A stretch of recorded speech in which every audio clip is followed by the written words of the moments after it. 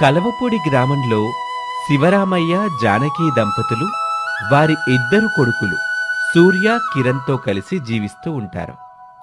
కిరణ్ ఎంసెట్ రాసి ఫలితాల కోసం ఎదురు చూస్తూ ఉంటాడు. సూర్య ఇంజనీరింగ్ పూర్తి చేస్తాడు. ఒకరోజు సూర్య తన తండ్రితో, నాన్నా, ఇంజనీరింగ్ తర్వాత అందరూ సాధారణంగా ఉద్యోగాల కోసం ప్రయత్నిస్తారు. కానీ నాకు మాత్రం అప్పుడే ఉద్యోగం చేయాలని లేదు నాన్నా. నాకు ఎంటెక్ చేయాలని ఉంది నాన్నా. ఎంటెక్కా? చాలా మంచి ఆలోచనరా సూర్య. చదువుకుంటే వచ్చే జ్ఞానం మనల్ని ఎప్పుడూ కాపాడుతుంది. నువ్వింకా పెద్ద చదువులు చదువుతానంటే నాకెంతో సంతోషంగా ఉందిరా. మీరు నన్ను అర్థం చేసుకున్నందుకు చాలా సంతోషంగా ఉంది నాన్న. నేను బాగా చదువుకొని దీనికంటే మంచి ఉద్యోగం తెచ్చుకుంటాను. ఇలా కొన్ని రోజులు గడుస్తాయి. శివరామయ్య చిన్న కొడుకు కిరణ్కి ఎంసెట్ ఫలితాలు వస్తాయి. కిరణ్, నీకు ర్యాంక్ ఎంతొచ్చిందిరా? నాకు వచ్చిన ర్యాంక్కి ఇంజనీరింగ్ కాలేజీలో సీట్ రాదు నాన్న. అయితే ఇప్పుడు ఏం చదవాలనుకుంటున్నావురా? నాకు ఇంజనీరింగ్ మాత్రమే చదవాలనుంది నాన్న. చిన్నప్పటి నుంచి అదే కదా నా కల. అన్నయ్యలాగా నేను కూడా ఇంజనీర్ అవ్వాలని అనుకుంటున్నాను నాన్న. సీటు రాదని నువ్వే అంటున్నావు కదరా, మరి ఇంజనీరింగ్ ఎలా చదువుతావు? డొనేషన్ కడితే ప్రైవేట్ కాలేజీలో చదవచ్చు నాన్న. ఎంత కట్టాలరా? 4 ఏళ్లకు కలిపి 8 లక్షలవుతుంది నాన్న. అంత డబ్బు మనం ఎట్టా కట్టగలం? మనకున్నది 2 ఎకరాల పొలం. ఇప్పుడు నీ చదువు కోసం ఆ పొలం అమ్మేస్తే ఇల్లు గడవదు. నువ్వు వేరే చదివేదైనా చదివితే మంచిదిరా కిరణం అని జానకి చెప్తుంది. తల్లిదండ్రుల పరిస్థితి అర్థం చేసుకుని కిరణ్ తనలో తాను బాధపడతాడు. కొంచెం సేపటి తర్వాత సూర్య ఇంటికొస్తాడు. ఏడుస్తున్న కిరణ్ని చూసి, ఏమైంది కిరణ్, ఎందుకు ఏడుస్తున్నావు? నాకు ఎంసెట్లో ర్యాంకు రాలేదన్నయ్యా. సీట్ రాలేదని దిగులు పడకరా, ఏదో ఒక దారుంటుందిలే. ఏం దారుంటుందన్నయ్యా? ఇక నా కల ఎలా నెరవేరుతుంది? నేను నా చదువు ఇక్కడితో ఆపి ఉద్యోగంలో చేరతానులేరా. నేను సంపాదించే డబ్బుతో నీకు డొనేషన్ కడతాను. అదేంటన్నయ్య, ఎంటెక్ చేస్తే కానీ మంచి శాలరీ రాదని నువ్వు నాతో చాలాసార్లు అన్నావు కదా. ఇప్పుడేమో చదువు ఆపేస్తానంటున్నావు. అవునరా, ఎంటెక్ చేస్తే మంచి జీతం వస్తుంది. అలా నువ్వు ఇలా బాధపడుతుంటే నేను చూస్తూ ఉండలేను కదా. ఇప్పుడు కూడా నాకు 30,000 నుంచి 40,000 వరకు జీతం వస్తుంది కిరణ్. నాకది సరిపోతుందిలే. నువ్వు చాలా గొప్ప స్థాయికి రావాలనుకున్నావని నాకు తెలుసు అన్నయ్య. నా కోసం నువ్వు నీ కలని వదులుకుంటావా? నువ్వు నా తమ్ముడివి కిరణ్. నీ సంతోషంలోనే నా సంతోషము ఉంది. మన కుటుంబాన్ని బాగా చూసుకోవటానికి నేను గొప్ప స్థాయికి రావాలని కోరుకున్నాను. నువ్విలా బాధపడుతుంటే నేను గొప్ప స్థాయికి చేరుకొని లాభమేంట్రా? నువ్వు బాగా చదువుకొని మంచిగా స్థిరపడితే చూడాలని నాకు కూడా ఉంటుందిగా. ఇక నువ్వెక్కువగా ఆలోచించుకు, నేను నాన్నతో మాట్లాడతానులే అని తన తండ్రి దగ్గరికి వెళ్ళి, నాన్న, నేను ఒక నిర్ణయం తీసుకున్నాను. నేను ఉద్యోగంలో చేరతాను. నాకొచ్చే డబ్బుతో మనం కిరణ్ని మంచి కాలేజీలో జాయిన్ చేసి సీట్ కొందాం నాన్న. అదేంట్రా, నువ్వింకా పెద్ద చదువులు చదవాలనుకున్నావుగా. ఇప్పుడు నా కల కన్నా కిరణ్ కల నెరవేర్చడమే నాకు ముఖ్యం. వాడా చిన్నవాడు. ఇప్పుడు వాడికి మన అండ కావాలి. నేను సంపాదిస్తే వాడి చదువు సాఫీగా సాగుతుంది నాన్న. చిన్న వయసులోనే నువ్వు నీ తమ్ముడి గురించి ఎంత బాధ్యతగా ఆలోచిస్తున్నావురా. నిన్ను చూస్తుంటే నాకు చాలా గర్వంగా ఉందిరా. వాణ్ణి చదివించాల్సిన నాకు చదివించే స్తోమత లేదు. అందుకే నువ్విప్పుడు చదువు ఆపేయాల్సి వస్తుందిరా. నన్ను క్షమించు. ఎందుకు నాన్న ఇలా మిమ్మల్ని మీరు నిందించుకుంటున్నారు? మీరు మా చిన్నప్పటి నుంచి మాకు ఏ లోటు చేయకుండా చూసుకున్నారు. ఇప్పుడు నాకు నా వంతొచ్చింది అని తన తండ్రిని ఓదారుస్తాడు సూర్య. సూర్య ఆ గ్రామానికి పక్కనే ఉన్న టౌన్లో ఉద్యోగంలో చేరతాడు.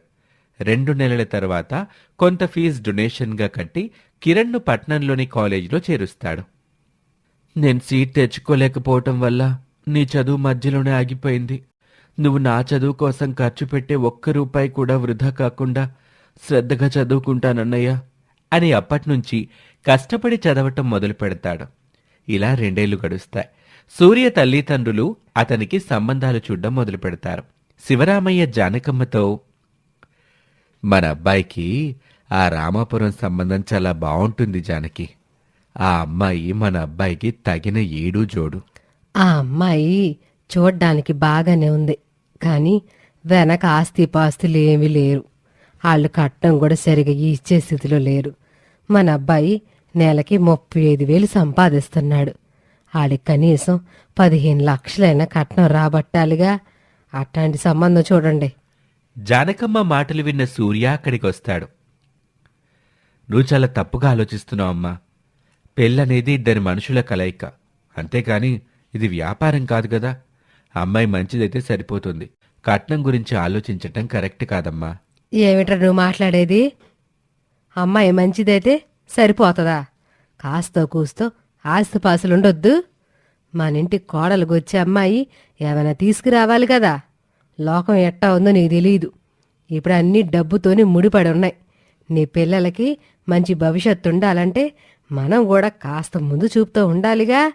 బాగా డబ్బున్న సంబంధం వస్తే మనకే మంచిది కదా. అయినా వాడు చెప్పేది కూడా నిజమే గజ్జానకి. బంధాలకు విలువిచ్చే అమ్మాయి కోడలుగా వస్తే 2 కొడుకులున్న మన ఇల్లు ముక్కలు కాకుండా ఉంటుంది. కట్నం చూసి పెళ్లి చేసుకొని కోడలు తీరు బాగోక కష్టాలు పడుతున్న అత్తమామలు, అట్టా విడిపోయిన కుటుంబాలు మన ఊర్లోనే చాలా ఉన్నాయిగా. మీరు కూడా వీడికి వత్తాసి పలుకుతారేంటి? కోడల్ని అదుపులో పెట్టుకోలేని అత్తమామలు అట్టాగే కష్టపడతారు. నేనుండగా మనకు అట్లాంటి పరిస్థితి రాదు. మనకి బాగా కట్నం వచ్చే సంబంధమే చూద్దాం. అమ్మా, నాకు డబ్బు ముఖ్యం కాదు. మిమ్మల్ని ప్రేమగా చూసుకునే అమ్మాయి కావాలి. ఉమ్మడి కుటుంబం విలువ తెలిసిన అమ్మాయి కావాలి. నాకు అది చాలమ్మా. కట్నం మీదైతే నాకు ఆశ లేదు. నువ్వేం మాట్లాడుతున్నావో నీకైనా అర్థం అవుతుందా? ఈ రోజుల్లో నీలాంటి ఆలోచనలు ఎవరికి ఉండవరా. అందరూ డబ్బెనకే పరిగెడతా ఉన్నారు. నువ్వు మాత్రం ఏదో పాతకాలపు మాటలు మాట్లాడుతున్నావు. ఈ రోజుల్లో డబ్బుంటేనే గౌరవం, డబ్బుంటేనే భవిష్యత్తు. ధనం మూలం ఇదం జగత్ అనే మాట నువ్వెనలేదా ఏంటి? నేను నీ మంచి కోసమే చెబుతున్నా. కొంచెం ఆలస్యమైనా సరే నేను మంచి డబ్బున్న సంబంధం చూస్తాను.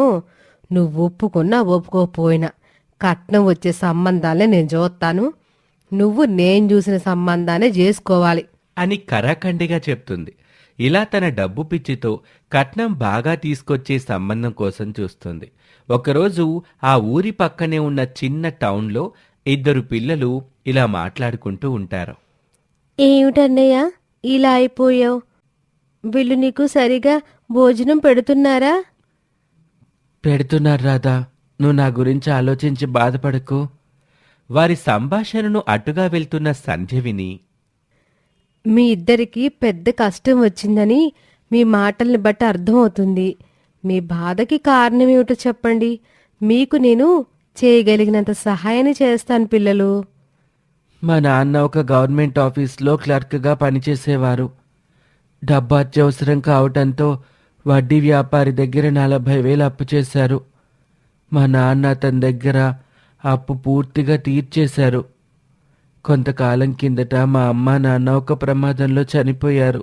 ఆ వడ్డీ వ్యాపారి మా నాన్న వడ్డీ కట్టలేదని ఏవేవో చెప్పి నన్ను తన ఇంట్లో పెట్టుకొని గొడ్డు చాకరీ చేయించుకుంటున్నాడు. మా చెల్లిని ఈ నరకం నుంచి బయటపడేయటానికి నేనే తనని అనాథాశ్రమంలో చేర్చాను. రాము ఇలా చెప్తూ ఉండగా ఇంట్లో నుంచి ఆ వడ్డీ వ్యాపారి అక్కడికి వచ్చి, ఇంట్లో పని చేయకుండా ఇక్కడేం చేస్తున్నావురా? రోజు నాతో కొట్టించుకోకుండా ఉండలేవా?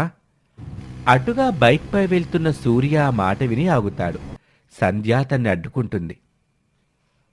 తల్లిదండ్రులు లేని పిల్లల్ని మీరిలా బాధపెట్టడం చాలా తప్పు. నాకు చెప్పడానికి నువ్వెవరమమ్మా? వాడి నాన్న నా అప్పు తీర్చకుండానే చచ్చిపోయాడు. నా అప్పు తీరే వరకు వాడు నా ఇంట్లో పని చేయాల్సిందే. అయితే పోలీసుల దగ్గరికి వెళ్దాం. చిన్న పిల్లలతో పని చేయించుకోవడం ఎంత పెద్ద నేరమో వాళ్ళ శైలిలో మీకు అర్థమయ్యేలా చెప్తారు. ఈ ఇంత చిన్న విషయం గురించి పోలీసుల వరకు వెళ్ళటం ఎందుకులే అమ్మా? వాడు నా దగ్గర పని చేయక్కర్లేదులే అని భయంగా అక్కడి నుంచి వెళ్ళిపోతాడు. చెట్టుకి అవతలి వైపు ఉన్న సూర్య సంధ్య దగ్గరికి వస్తాడు. ఈ సమస్యని చాలా బాగా పరిష్కరించారండి. అతనికి బాగా బుద్ధి చెప్పారు. సూర్య సంధ్య ఇద్దరూ కలిసి ఆ పిల్లాన్ని కూడా అనాథాశ్రమంలో చేరుస్తారు. సూర్య తనతో, ఇంతకీ మీరేం చేస్తారండి? నేను ఈ దగ్గరలోనే ఉన్న చిన్న హోటల్లో వంట చేస్తానండి. మీరేం చేస్తారు? నేను టౌన్లో ఉన్న ఒక కన్స్ట్రక్షన్ ఆఫీస్లో మేనేజర్గా ఉద్యోగం చేస్తున్నానండి. ఇంట్లో మా అమ్మ ఎదురు చూస్తూ ఉంటుంది. ఆలస్యమైతే కంగారు పడుతుందండి. నేను వెళతానండి. అని అక్కడి నుంచి బయలుదేరుతుంది. సూర్యకి సంధ్య బాగా నచ్చుతుంది. సంధ్య పిల్లల్ని చూడ్డానికి ప్రతి ఆదివారం అనాథాశ్రమానికి వెళ్తుందని తెలుసుకొని సూర్య సంధ్యని చూడ్డానికి వెళ్తూ ఉంటాడు. ఒకరోజు సూర్య సంధ్య ఇంటికి వెళ్ళి, సంధ్య గారు, మొదటిసారి మిమ్మల్ని చూసినప్పుడే మీలోని మంచితనం, ధైర్యం నాకు బాగా నచ్చాయి. మీకు కూడా ఇష్టమైతే నేను మిమ్మల్ని పెళ్లి చేసుకోవాలి అనుకుంటున్నాను. ఏమంటున్నారండి? నేనొక పేదమ్మాయిని. ఒక చిన్న హోటల్లో వంట చేసుకుంటూ మా అమ్మని చూసుకుంటున్నాను. మీ స్థాయికి నేను సరిపోను. సూర్య తనకి నచ్చ చెప్తాడు. కానీ నేను మా అమ్మని అడగకుండా ఏమీ చేయను. నాకన్నీ తనే. అయితే సాయంత్రమే నేను మీ ఇంటికొచ్చి మాట్లాడతాను.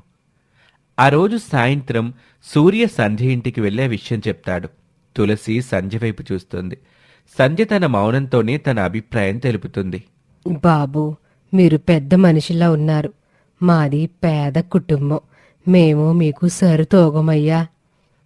నాకు డబ్బు ముఖ్యం కాదండి. సంధ్య లాంటి మంచి అమ్మాయిని నా భార్యగా పొందాలి అనుకుంటున్నాను. మీ తల్లిదండ్రులకి అభ్యంతరం లేకపోతే నాకేమీ అభ్యంతరం లేదు బాబు. అని తన అభిప్రాయం తెలుపుతుంది. సూర్య అక్కడి నుంచి ఇంటికి బయలుదేరుతాడు. అమ్మా, నానా, మీతో ఒక ముఖ్యమైన విషయం గురించి మాట్లాడాలి. అంత ముఖ్యమైన విషయం ఏంట్రా సూర్య? నేను ఒక అమ్మాయిని ఇష్టపడుతున్నాను నాన్న. ఎవర్రా అమ్మాయి? ఎంతకే డబ్బున్నాళ్లేనా? లేదమ్మా, తను పక్కూళ్ళో ఒక హోటల్లో వంట పని చేస్తుంది. తన తండ్రి చనిపోయి 8 ఏళ్ళు అవుతుంది. తను కష్టపడి వాళ్ళ అమ్మని చూసుకుంటుంది. ఏంటి, వంట చేసే అమ్మాయా? ప్రేమించడానికి వేరే అమ్మాయి దొరకలేదా? నేను నీకు బాగా కట్నం తీసుకొచ్చి అమ్మాయి కోసం చూస్తుంటే నువ్వింత తెంగర పని చేస్తావా? నేను ఎట్టి పరిస్థితిలోని ఈ పెళ్లికి ఒప్పుకోను. అలా అనకమ్మా. సంధ్య చాలా మంచి అమ్మాయి. పైగా మా ఇద్దరి ఆలోచనలు ఒకేలా ఉంటాయి. ఆ అమ్మాయి నీకు నచ్చిందంటే తను ఖచ్చితంగా చాలా మంచి అమ్మాయి అయ్యుంటుందిరా. నీ నిర్ణయం మీద మాకు నమ్మకం ఉందిరా సూర్య. మీరు ప్రతిసారి ఆయన ఇట్టాగే వెనకేసుకొస్తా ఉంటారు. మీ వల్లే వాడు ఇట్ట తయారయ్యింది. కాకా హోటల్లో వంట పని చేస్తుందంటే వాళ్ళ స్థాయి ఏమిటో అర్థం అవుతుంది. ఆ అమ్మాయి మన ఇంటికి కోడలుగొస్తే ఏం తీసుకొస్తుంది? వాళ్ళు కనీసం కట్నం కూడా ఇవ్వలేరు. అమ్మా, మళ్ళీ నువ్వు కట్నం గురించే మాట్లాడుతున్నావు. నేను ముందే చెప్పాను కదా నా కట్నం వద్దని. మళ్ళీ అదే పాట పాడతావేంటిరా? మంచితనంతో అన్ని సౌకర్యాలు సమాజంలో మర్యాద వస్తాయా? కట్నం తీసుకోకుండా నా కొడుకు పెళ్లి చేశానంటే ఈ ఊర్లో నేను నవ్వులు పలవను. ఏం మాట్లాడుతున్నావు జానకి? ఊరి జనం ఏదో మాట్లాడతారని మన అబ్బాయిని బాధపెడతావా? సూర్యకు ఆ అమ్మాయి నచ్చిందంటున్నాడుగా. ఇక నీ డబ్బు పంచాంగం పక్కన పెట్టు. ఒకసారి వెళ్ళి ఆ అమ్మాయిని చూసొద్దాం. చూడ్డానికి ఏముంది? కాక హోటల్లో వంట చేసే అమ్మాయి ఎట్ట ఉంటుందో నాకు తెలుసు. అమ్మా, నువ్వు ఒక్కసారి సంధ్యతో మాట్లాడితే తను నీకు ఖచ్చితంగా నచ్చుతుందమ్మా. నీకు లోకం తెలీదురా. నేను చెప్పేది వినరా? నీకింకా మంచి సంబంధాలు వస్తాయి. ఈ పేద అమ్మాయిని మర్చిపోరా. జానకి, నువ్వెందుకలా మొండిగా ప్రవర్తిస్తున్నావు? మన కొడుకు ఒక అమ్మాయిని ఇష్టపడ్డాడంటే ఏదో కారణం ఉండే ఉంటుంది. ఇలా నువ్వు అమ్మాయిని కనీసం చూడకుండా వద్దంటాం మంచిది కాదు. నాకు ఆ అమ్మాయిని చూడాలని లేదు. నా నిర్ణయం మారదు. హోటల్లో వంట చేసుకునే అమ్మాయి ఈ ఇంటి కోడలు కావడం నాకు ఇష్టం లేదు. అని జానకి కోపంగా లోపలికి వెళ్ళిపోతుంది. తన తల్లి తీరుతో సూర్య చాలా బాధపడతాడు. నువ్వు బాధపడకరా సూర్య. మీ అమ్మ గురించి మనకి తెలిసిందేగా. నేను తనతో మాట్లాడి ఆ అమ్మాయిని చూడ్డానికి వచ్చేలా చేస్తానులే అని సూర్యకి ధైర్యం చెప్తాడు. శివరామయ్య తన భార్యతో మాట్లాడి కొద్ది కొద్దిగా తన మనసు మార్చి అమ్మాయిని చూడ్డానికి తీసుకువెళ్తాడు. నమస్కారం అండి. జానకమ్మ సంధ్యని పట్టించుకోదు. శివరామయ్య సంధ్యతో కొంచెం సేపు మాట్లాడిన తర్వాత, ఆ అమ్మాయి చాలా సంస్కారంగా ఉంది కదా జానకి. డబ్బు ఎట్టాగో లేదుగా, సంస్కారం కూడా లేకపోతే ఎలా? ఆ మాటతో జానకమ్మకి సంధ్యను తను కోడలిగా చేసుకోవటం ఇష్టం లేదని సంధ్యకు అర్థమవుతుంది. కొంచెం సేపటి తర్వాత, మీ అమ్మగారికి నన్ను తన కోడలిగా చేసుకోవడం ఇష్టం లేదనుకుంటా అండి. ఏమేం సంధ్య, అమ్మ నీతో ఏమైనా కటువుగా మాట్లాడిందా? అలాంటిదేమీ లేదండి. విషయం అర్థం చేసుకున్న సూర్య, మీకు డబ్బు లేకపోవటం వల్ల అమ్మి సంబంధం మీద ఇష్టం చూపించకపోవటం నిజమే. కానీ నువ్వు మా ఇంట్లో అడుగుపెట్టిన తర్వాత నీ మంచితనంతో అమ్మ మనసు గెలుచుకుంటావని నాకు నమ్మకం ఉంది అని ధైర్యం చెప్తాడు. వాళ్ళు ముగ్గురు ఇంటికి చేరుకున్న తర్వాత శివరామయ్య తన భార్యతో, జానకి, నువ్వక్కడ అమ్మాయితో మాట్లాడిన తీరు చూస్తే నీకీ సంబంధం కుదుర్చుకోవటం ఇష్టం లేదని నాకు అర్థమైంది. సూర్య వాడి తమ్ముణ్ణి చదివించటానికి తన చదువు మధ్యలో ఆపి వాణ్ణి చదివిస్తున్నాడు. నా అసమర్థత వల్ల వాడు చదవాలనుకున్న చదువు చదవలేకపోయాడు. కనీసం వాడు ఇష్టపడ్డ అమ్మాయితోనైనా వాడి పెళ్లి జరిపిద్దాం జానకి. నా కోసమైనా ఈ పెళ్లికి అడ్డు చెప్పబాకు అని తనకు నచ్చజెప్తాడు. దాంతో చేసేదేమీ లేక జానకి అయిష్టంగానే ఆ పెళ్లి ఒప్పుకుంటుంది. కొన్ని రోజుల తర్వాత ఆ ఊరి దేవాలయంలో వారి వివాహం జరుగుతుంది. అత్తగారింట్లో అడుగుపెట్టిన సంధ్య తన అత్తగారు నిద్రలేవకముందే చురుగ్గా ఇంటి పనులన్నీ చేస్తుంది. సంధ్య అంటే ఇష్టం లేని తన అత్తగారు, లేవగానే గదులన్నీ శుభ్రంగా ఉడవాలని తెలీదా నీకు? మీరు నిద్ర లేవలేదు కదా అని మీ గది తుడవలేదత్తయ్య. మిగిలిన గదులని నేను శుభ్రం చేశాను. ఏంటమ్మాయి, నువ్వు సరిగా పని చేయకుండా నా మీద వంకలు చెబుతున్నావు? అయినా అంత పేదరికంలో పుట్టి పెరిగిన దానివి, నీకు శుభ్రత గురించి ఎలా తెలుసుద్దులే. ఏంటనే వెళ్ళి నా గత్తుడు అని కటువుగా మాట్లాడుతుంది. ఇలా సంధ్య చేసే ప్రతి ఇంటి పనిలోనూ జానకమ్మ ఏదో వంక వెతుకుతూ ఆమెను రోజూ తిడుతూనే ఉంటుంది. ఇది గమనించిన శివరామయ్య, ఎందుకు జానకి కోడలి మీద ప్రతి చిన్న విషయానికి నోరు బారేసుకుంటావు? అమ్మాయి ఇంటి పనులన్నీ చక్కగా చేస్తుందిగా. తను కట్నం తీసుకురాలేదని ఇలా తనతో కటువుగా మాట్లాడడం సరికాదు జానకి. సూర్య అమ్మాయిని ఇష్టపడ్డాడు. వాళ్ళిద్దరూ కలిసి సంతోషంగా ఉండడమేగా మనకు కావాలి. అనవసరంగా అమ్మాయిని బాధ పెట్టబాకు. అది ఇంటికి రాకముందే నా కొడుకు నా మాటని ఎదిరించేలా చేసింది. అది ఇప్పుడు ఈ ఇంట్లో ఉంటూ నా కొడుకుని ఎన్ని విధాలుగా ఆడిస్తుందో. నా కొడుకు అమాయకుడు. ఆడి భార్యని ఎట్టాగో అదుపులో పెట్టుకోలేడు. అత్తగారు కోడల్ని ఎట్టాగే అదుపులో పెట్టాలి, లేదంటే నెత్తికెక్కి కూర్చుంటారు. చూడు జానకి, మా అమ్మ చేసిన తప్పు ఇప్పుడు నాకు అర్థమైంది. పెళ్ళైన కొత్తలో మా అమ్మని నదుపులో పెట్టలేదు కాబట్టే నువ్వు మా అమ్మ నెత్తినెక్కావన్నమాట. మీకు నేను ఎప్పుడు గయ్యల్లాగానే కనిపిస్తా ఉంటాను. నేను మీ అమ్మనే నా కన్న తల్లిలాగా చూసుకున్నా. సర్లే, ఇప్పుడు ఆ విషయం గురించి పక్కన పెట్టు. సంధ్య నువ్వు అనుకుంటున్నట్లు భర్తను అదుపులో పెట్టుకోవాలని అనుకునే అమ్మాయి కాదు. నువ్వు తనతో ఇలా కటువుగా మాట్లాడకు జానకి. అసలే కొత్తింటికొచ్చిన ఆడపిల్ల చాలా భయాలతో ఉంటుంది. ఇంటికి కట్నం తీసుకురాని అమ్మాయి 4 మాటలు పడలేదా ఏంటి? అయినా ఇవి ఆడోళ్ల విషయాలు, మీకు అర్థం కాదులే, వదిలేయండి. సాయంత్రం ఆఫీస్ నుంచి ఇంటికొచ్చిన సూర్య దిగులుగా కూర్చున్న సంధ్యతో, ఏంటి సంధ్య, చాలా దిగులుగా ఉన్నావు? అదేమీ లేదండి, అమ్మ గుర్తొచ్చింది అంతే.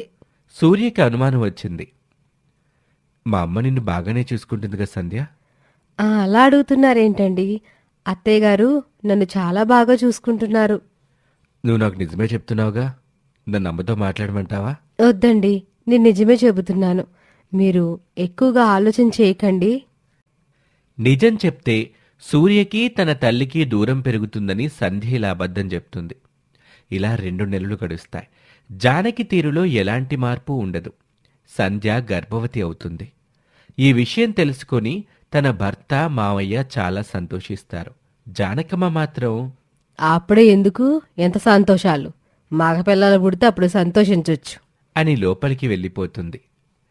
అమ్మ సంధ్య, నువ్వు మీ అత్తగారి మాటలు పట్టించుకోబాకమ్మా. ఆడపిల్లయితే ఏంటి, మగపిల్లాడైతే ఏంటి, మీరిద్దరూ గుడికెళ్ళి కడుపులో బిడ్డ ఆరోగ్యంగా పుట్టాలని మొక్కుకోండి. అలాగే నాన్న. సంధ్య తలస్నానం చేయటానికి లోపలికి వెళ్తుంది. స్నానం ముగించుకొని తన తల్లికి ఫోన్ చేసి, అమ్మా, నువ్వు అమ్మమ్మవి కాబోతున్నావమ్మా. ఎంత మంచి విషయం చెప్పావమ్మా. నాకు నిన్ను చూడాలనుందమ్మా, మా ఇంటికి వస్తావా? నాకు కూడా నిన్ను చూడాలనుంది. నేను వెంటనే బయలుదేరుతున్నాను సంధ్య. అని సంధ్య ఇంటికి బయలుదేరుతుంది. సూర్య, సంధ్య కలిసి గుడికి వెళ్తారు. ఇద్దరూ భక్తితో దైవ దర్శనం చేసుకుంటారు. ఇంటికి బయలుదేరుతూ ఉండగా సూర్యకి ఫోన్ వస్తుంది. సూర్య, మన క్లయింట్ ఈరోజే ప్రాజెక్ట్ పూర్తి చేయమని అంటున్నారు. నువ్వు వెంటనే ఆఫీస్కి రా. అలాగే సార్, నేను ఇప్పుడే బయలుదేరుతున్నాను. సంధ్య, మా మేనేజర్ వెంటనే ఆఫీస్కి రమ్మని ఫోన్ చేశారు. నువ్వు ఆటోలో ఇంటికి వెళ్తావా? అలాగేనండి. సూర్య సంధ్యను ఆటో ఎక్కించి తన ఆఫీస్కి బయలుదేరుతాడు. ఇంతలో సంధ్య తల్లి తులసమ్మ వారింటికి చేరుకుంటుంది. నమస్కారం అండి. ఏంటి మా ఇంటికొచ్చావు? ఏదైనా డబ్బు అవసరం పడిందా? అలాంటిదేమీ లేదండి. మా అమ్మాయి గర్భవతి అయిందని తెలిసింది.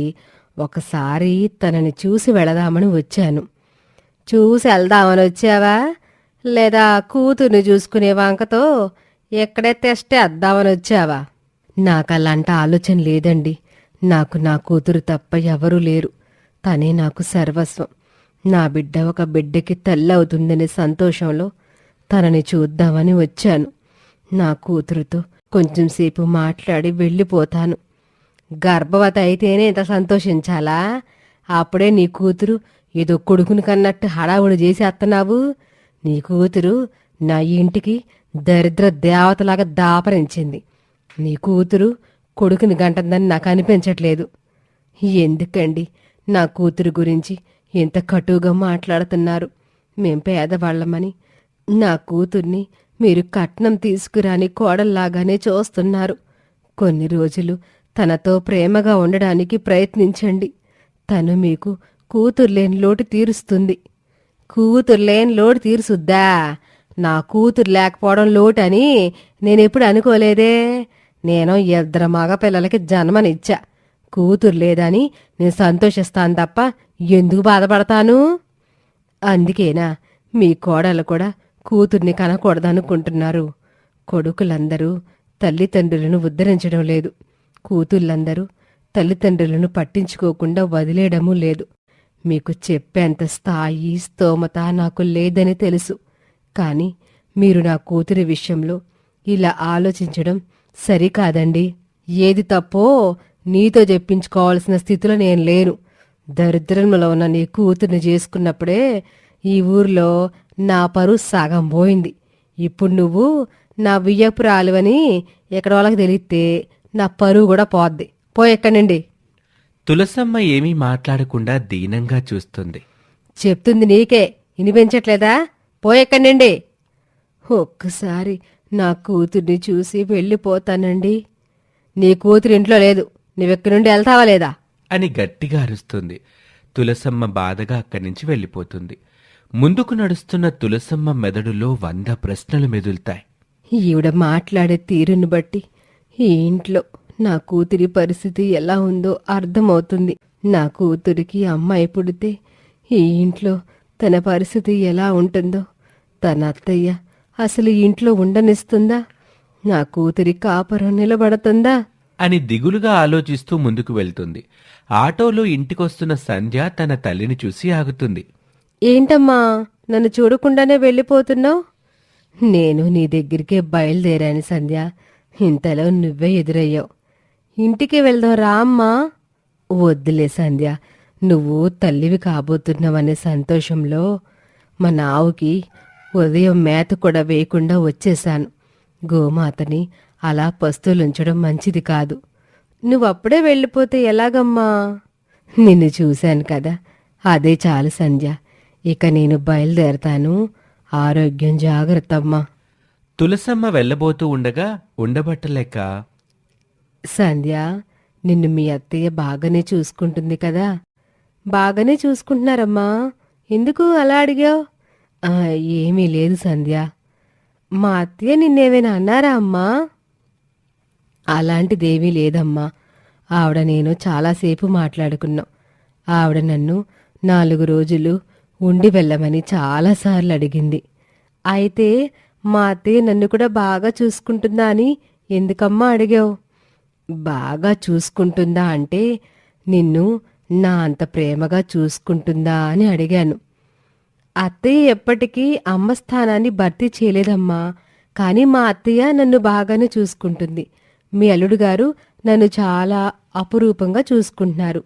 నేనిక్కడ చాలా సంతోషంగా ఉంటున్నానమ్మా. నువ్వు సంతోషంగా ఉండడమే నాకు కావాలి సంధ్య.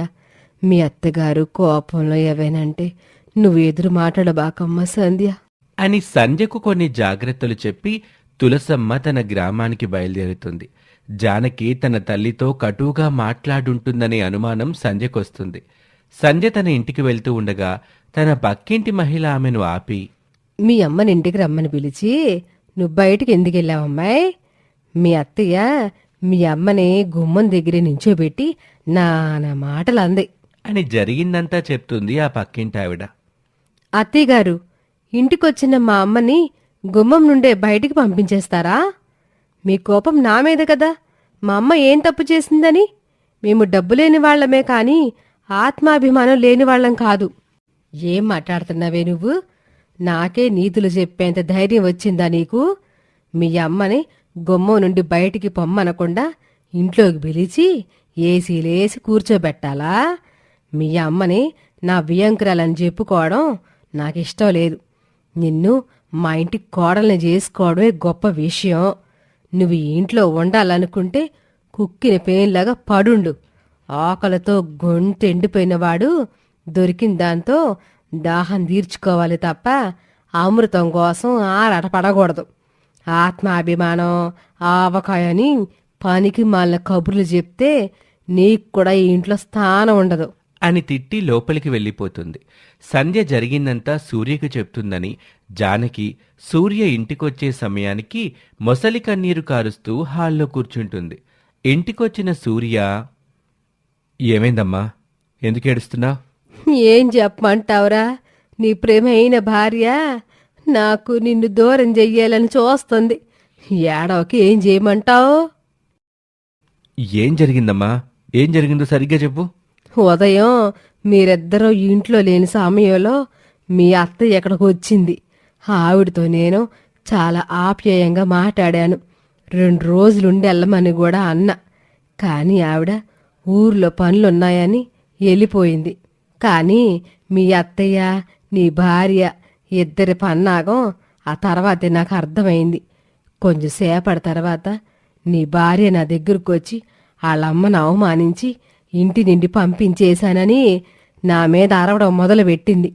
నీ భార్య కనీసం నా వయసుకు కూడా మర్యాద ఇవ్వకుండా మాట్లాడిందిరా. తల్లి కూతుళ్ళిద్దరూ కలిసి ఇట నాటకాలాడి నా నుండి నిన్ను దూరం చెయ్యాలనుకుంటున్నారని నాకప్పుడే అర్థమైంది. నీ భార్య నా మీద లేని పోని చాడీలు చెప్పి నీతో వేరే కాపురం పెట్టించాలని అనుకుంటుందిరా. సంధ్య లాంటిది కాదమ్మా, నువ్వు ఎక్కువగా ఆలోచించుకు. నీ భార్య ఎంత పెద్ద దేశముదురో నీకు తెలీదురా. నల్లనివన్నీ నీళ్లు, తెల్లనివన్నీ పాలనుకునే మనస్తత్వం నీది. కొన్ని నెలల్లో నీ బిడ్డకే తను తల్లి కాబోతుంది. ఈ సమయంలో ఏ భర్తకైనా భార్య మీద ప్రేమ పెరుగుద్ది. నీ భార్య నీకు తన మీదున్న ఈ ప్రేమనే ఆయుధంగా వాడుకోవాలనుకుంటుంది. కావాలంటే చూడు, ఇప్పుడు నువ్వు నీ గదిలోకి వెళ్ళగానే నీ భార్య నా గురించి లేనిపోని చాడీలు చెప్పుద్ది అని తన రివర్స్ గేమ్ మొదలు పెడుతుంది. సూర్య తన గదిలోకి వెళ్తాడు. బాధగా కూర్చున్న సంధ్యని చూసి, ఏమైంది సంధ్య? ఇన్ని రోజులు మీరు నన్ను అత్తయ్యగారు ఎలా చూసుకుంటున్నారు అని అడుగుతూ వచ్చారు. నా పట్ల ఆవిడ తీరు సరిగా లేకపోయినా నేను మీ దగ్గర బయటపడలేదు. కానీ ఈరోజు సంతోషంగా ఇక్కడికి వచ్చిన మా అమ్మని అనరాని మాటలు అని అవమానించారు. గుమ్మం నుండే బయటికి పంపించేశారు. సంధ్య, నేనిప్పుడే అమ్మతో మాట్లాడొస్తున్నాను. అమ్మ అత్తయ్యని ఇంట్లోకి పిలిచి చాలా బాగా మాట్లాడానని చెప్తుంది. నువ్వేమో ఇలా చెప్తున్నావు. నువ్వు చెప్పేదే నిజమనుకుందాం. నువ్వు ఈ విషయం గురించి అమ్మతో మాట్లాడకుండా నాతో చెప్పుండాల్సింది. నువ్వు అమ్మతో కోపంగా మాట్లాడడం వల్ల తనకి నీకున్న దూరం పెరుగుతుంది తప్ప తగ్గుతుందా చెప్పు? ఇన్ని రోజులు నన్ను ఆవిడ ఎన్ని మాటలన్నా సర్దుకుపోయాను. కాని నన్ను తన రెక్కల కష్టం మీద పెంచిన మా అమ్మని అన్ని మాటలంటే నేనేమీ మాట్లాడకుండా ఎలా ఉంటానండి? అలా ఎందుకు మాట్లాడతారని అడిగితే ఆవిడ ఏముందో తెలుసా? నిన్ను ఈ ఇంటికి కోడల్ని చేసుకోవడమే ఎక్కువ, నువ్వు ఈ ఇంట్లో ఉండాలంటే కాలి కింద చెప్పులా పడి ఉండమని తిట్టారు. మేము డబ్బు లేని వాళ్ళమని తెలిసే ఆవిడ మన పెళ్లి ఒప్పుకున్నారు కదా. మళ్ళీ ఎందుకు ఆవిడ మా అమ్మని బాధ పెట్టే మాటలు అంటున్నారు? చూడు సంధ్య, మీ ఇద్దరి మధ్య దూరం రాకూడదని నేనెప్పుడూ అనుకుంటూనే ఉన్నాను. కానీ మీ మధ్య దూరం వచ్చిందని నాకు అర్థమవుతుంది. అమ్మ డబ్బుకి ఎక్కువ విలువిచ్చే మనిషే, నేను కాదన్ను. ఇకపై అమ్మ మాటలు పట్టించుకోకు సంధ్య. ఒకవేళ ఆమె మాటలు శృతి మించితే నాకు చెప్పు, నేను అమ్మతో మాట్లాడతాను. నువ్వు మాత్రం అమ్మతో ఎదురు మాట్లాడకు సంధ్య. ఆవిడ వయసుకైనా నువ్వు మర్యాద ఇవ్వాలి కదా. ఆవిడ మాటలు కూడా ఆవిడ వయసుకి తగ్గట్లుగా ఉండాలి కదండి. సంధ్య, ఈ విషయం గురించి కొంచెంసేపు పక్కన పెట్టి నేను చెప్పేది ఒకసారి విను. నా జీతం డబ్బులో 12,000 తమ్ముడి చదువు కోసం తీసుకున్న లోన్కి కట్ అవుతుంది. ఇప్పుడు నాకు చేతికొస్తున్న ఈ 23,000తో ఇల్లు గడవటం చాలా కష్టంగా ఉంది. అప్పు చేస్తేనే తప్ప నెలాఖరున మన ఇల్లు గడవటం లేదు. నాకు ప్రమోషన్ వస్తే నా జీతం 50,000 అవుతుంది. అప్పుడు గాని మన పరిస్థితి మెరుగుపడదు. అందుకే చాలా రోజుల నుండి నేను ఇంటికొచ్చాక కూడా ఆఫీస్ పని చేసుకుంటున్నాను. నేను ప్రశాంతంగా పని మీద శ్రద్ధ పెడితేనే తప్ప నాకు ప్రమోషన్ రాదు. నా భార్య, తల్లి గొడవపడి ఇలా ఇంట్లో ఏడుస్తూ ఉంటే నేను నా పని ఎలా చేసుకోగలను? మీరిద్దరూ ప్రేమగా ఉండాలని ఆశపడ్డాను. అది ఎలాగూ జరిగేలా లేదు. కనీసం మీరిద్దరూ గొడవ పడకుండానైనా ఉండండి. ఇదంతా అమ్మకు చెప్తే అర్థం చేసుకోలేదు. నువ్వు పెద్దగా చదువుకోకపోయినా పరిస్థితిని అర్థం చేసుకునే విజ్ఞత ఉన్నదానివి. అందుకే నీకు ఇదంతా చెప్తున్నాను అని తన భార్యకు సర్ది చెప్తాడు. సంధ్య తన భర్త పరిస్థితిని అర్థం చేసుకుంటుంది. సంధ్య తన అత్తయ్య ఏమన్నా సర్దుకుపోతూ ఉంటుంది.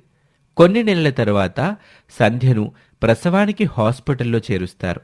వైద్యురాలు బయటకొచ్చి, మీకు కూతురు పుట్టింది. తల్లి బిడ్డ ఇద్దరు క్షేమంగా ఉన్నారు. కొంచెం సేపట్లో తనని రూమ్కి షిఫ్ట్ చేస్తాం అని లోపలికి వెళ్తుంది. నీ భార్య నా చేతిలో మనవణ్ణి పెట్టదని ముందే చెప్పానుగా. ఆడపిల్ల కోసం మనం ఎంత తగలేసి ప్రైవేట్ హాస్పిటల్లో చేర్చాం. ఆడపిల్లయితే ఏంటమ్మా, ఇద్దరూ క్షేమంగానే ఉన్నారు. అదే కదా మనకు కావాల్సింది. అవును జానకి, లోపలికొచ్చిన తర్వాత నువ్వు కోడలతో ఇలాంటి సూటిపోటి మాటలు మాట్లాడబాకు. తను చాలా బాధపడుద్ది. నాకు మీ కోడల్ని మనవరాల్ని చూడాలని లేదు. నేను వెళ్ళిపోతున్నాను. ఏమంటున్నావమ్మా? నువ్వు సంజయ్ చూడకుండా వెళ్ళిపోతే తను ఎంత బాధపడుతుందో ఆలోచించు. బాధపడితే బాధపడనీరా, కూతుర్ని గాని నీ భార్య మాత్రం నన్ను బాధ పెట్టలేదేంటి? కూతురు పుడితే తనేం చేస్తుందమ్మా? అది దురదృష్టవంతురాలు కాబట్టే కూతురు పుట్టింది. అందుకే ఇట్లాంటి దురదృష్టవంతులతో సంబంధం కుదుర్చుకోవద్దు అని చెప్పా. తండ్రి కొడుకులు ఇద్దరు నా మాట ఇంటే కదా. మీ పాటలేవో మీరు పడండి, ఇక నేను వెళ్తున్నాను అని కోపంగా అక్కడి నుంచి వెళ్ళిపోతుంది. సూర్య తన తండ్రి ఇద్దరూ నిస్సహాయంగా చూస్తూ ఉండిపోతారు. సంధ్య కళ్ళల్లో నీళ్లు తిరుగుతాయి. తన బిడ్డను కూడా చూడ్డానికి ఇష్టపడని అత్తయ్య ప్రవర్తనకి ఆమె కుమిలిపోతుంది. 4 రోజుల తర్వాత సంధ్య ఇంటికొస్తుంది.